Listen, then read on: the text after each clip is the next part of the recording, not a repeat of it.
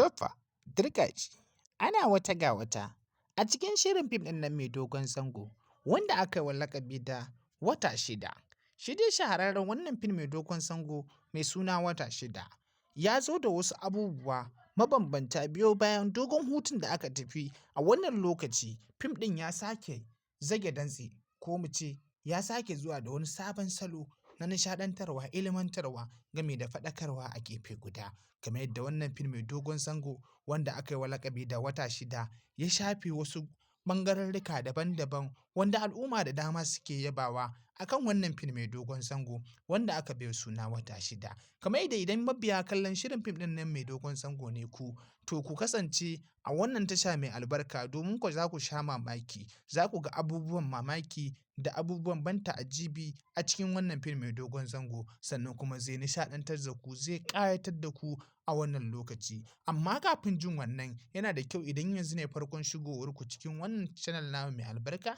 to a daure a dangwala alamar nan ta subscribing kana a taɓa alamar ƙararrawar sanarwa wacce za ta dinga sanar da ku da zarar mun ɗaura wani sabon maudu'i za ku ji kuma za ku gani. Kamar yadda aka saba dai yanzu za mu sanar da ku abin da ke faruwa da kuma abin da yake kasancewa a wannan lokaci. Na haka ku ci gaba da jira da daku don ganin yadda abin ya zo da abubuwan mamaki dangane da al'amarin nan da aka baiwa suna wato fim ɗin nan da aka baiwa suna wata shida. Kamar yadda wannan fim mai dogon zango yake shan yabo daga ɓangarorrika daban-daban da dama a yadda ake cewa wannan fim mai dogon zango ya zo da abubuwa mabambanta wanda suka shafi wato fina-finanmu na Hausa kamar yadda wasu ke ganin cewar a cikin fina-finan da ake na Hausa ba fim mai ƙayatarwa kamar wannan fim mai dogon zango wanda aka baiwa suna wata shida. Akwai cakwakiya kala-kala daban-daban mabambanta kamar yadda a gefe guda ake ƙara kawo wasu sabbin jarumai wanda za a iya cewa sabi ne a cikin shirin fim ɗin mai dogon zango amma fa manya ne a masana'antar Kannywood suke ƙara wato nishaɗantar da ku, suke ilmantarwa, suke faɗakarwa, suke kuma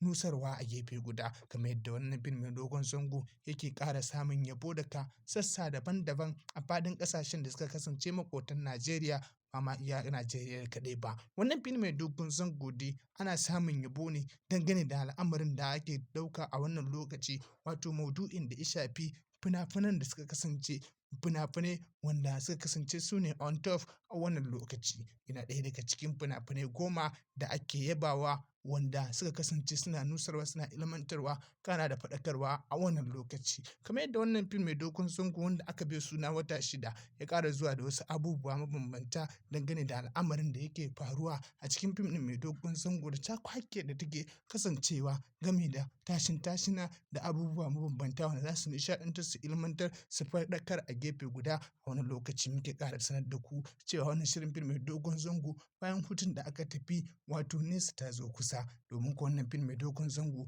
ya ƙara zuwa da abubuwa mabambanta don ganin an nishaɗantar, an ilmantar, an kuma faɗakar a gefe guda. Da haka kar ku sake a baku labari, ku nemi naku domin ku kalli wannan fim mai dogon zango mai suna wata shida. Bisalam.